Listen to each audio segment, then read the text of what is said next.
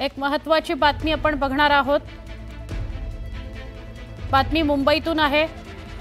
मुंबईचं विलेपार्ले जुनं जैन मंदिर होतं ते पाडण्यात आलेलं आहे। मुंबई महापालिकेने हे जैन मंदिर पाडलेलं आहे। जैन मंदिर पाडल्याने जैन समाज संतप्त आहे। विलेपार्ले परिसरात जैन संघटनांचं आंदोलन सुरू आहे। कोर्टात खटला सुरू असताना ही कारवाई करण्यात आली असा आरोप मुंबईच्या विलेपार्ले परिसरातील कांबळीवाडी परिसरात जैन असलेल्या सगळ्यांनी म्हणजे जैन समाजाच्या लोकांनी आंदोलन केलंय। या कांबळीवाडी परिसरामध्ये एक जैन मंदिर होतं ते पाडण्यात आलं। महापालिकेच्या वतीने ते पाडलं गेलंय। अतिक्रमण विरोधी पथकाने ही कारवाई केली असं बीएमसीचं म्हणणं आहे। तर कोर्टात केस सुरू असताना ही कारवाई केलीच कशी असं जैन संघटना प्रश्न विचारतायत। आज विलेपार्ले परिसरात आंदोलन केलं जातंय। कांबळीवाडी या परिसरामध्ये जैनांचं एक मंदिर होतं ते महापालिकेच्या अतिक्रमण विरोधी पथकाने पाडलं। आमच्या प्रतिनिधी प्रणाली कापसे यांना अधिक विचारूया। प्रणाली, काय सांगाल अधिक? मी सध्या मुंबईच्या विलेपार्ले परिसरातील विलेपार्ले ईस्ट स्थानक जे आहे पूर्वस्थानक त्याच्या बाहेरच्या बाजूने जिथे आपण पाहतो की हा संपूर्ण चौक जो आहे मोठ्या प्रमाणावर आंदोलनकर्ते सहभागी झालेले आहे। मुंबईच्या वेगवेगळ्या भागातून हे आंदोलनकर्ते आलेले आहे आणि त्यांचं असं म्हणणं आहे की हे जे जुनं मंदिर होतं जैन मंदिर 30 वर्ष जुनं मंदिर होतं आणि हे मंदिर अनधिकृत असल्याचं मुंबई महापालिकेचं म्हणणं होतं। या प्रकरणामध्ये उच्च न्यायालयामध्ये खटला चालू असताना सुद्धा ही अतिक्रमण विरोधी कारवाई करत हे मंदिर पाडून टाकण्यात आले आणि ज्याचा निषेध म्हणून आज मुंबईच्या आणि इतर भागातून मोठ्या प्रमाणावर जैन बांधव सकाळच्या सुमारास या ठिकाणी आलेले आहे। त्यांचं म्हणणं आहे की कोर्टामध्ये केस सुरू असताना सुद्धा हे मंदिर का पाडण्यात आलं त्या सगळ्यांनी या गोष्टीचा निषेध करण्यासाठी म्हणून आपण पाहतोय की मोठ्या प्रमाणावर जैन बांधव भगिनी आणि त्याचबरोबर गुरु जे आहेत ते सुद्धा म्हणजे ज्यांनी संन्यास घेतलेले असे सुद्धा गुरु या ठिकाणी आलेले आपल्याला बघायला मिळत आहेत। महिलांचा सुद्धा मोठा सहभाग या ठिकाणी दिसून येतोय। त्यांचं असं म्हणणं आहे की हे जे आंदोलन जे आहे ते बीएमसीच्या विरोधामध्ये करण्यात आलेलं आहे।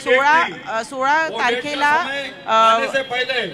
हायकोर्टामध्ये या प्रकरणामध्ये खरं तर हिअरिंग होती आणि ती हिअरिंग होण्याच्या आधीच या ठिकाणी हे अशा पद्धतीनं हे जैन मंदिर जे आहे ते पाडण्यात आलेलं आहे आणि त्याचा निषेध करण्यासाठी म्हणून या ठिकाणी आपण पाहतोय की आज मोठ्या प्रमाणावर आंदोलन केलं जात आहे आणि हे आंदोलन करण्यासाठी तरुण तरुणी मोठ्या संख्येने सहभागी झालेले हैं। तसे जैन बांधव सुद्धा मोठ्या संख्येने सहभागी झालेले हैं। आप बताइए, आप भी आज आंदोलन कर रहे हैं, क्या वजह है और क्या कहना है आपका? मेरा सिंपल सा ये कहना है कि ये एक हम लोगों पे वार है।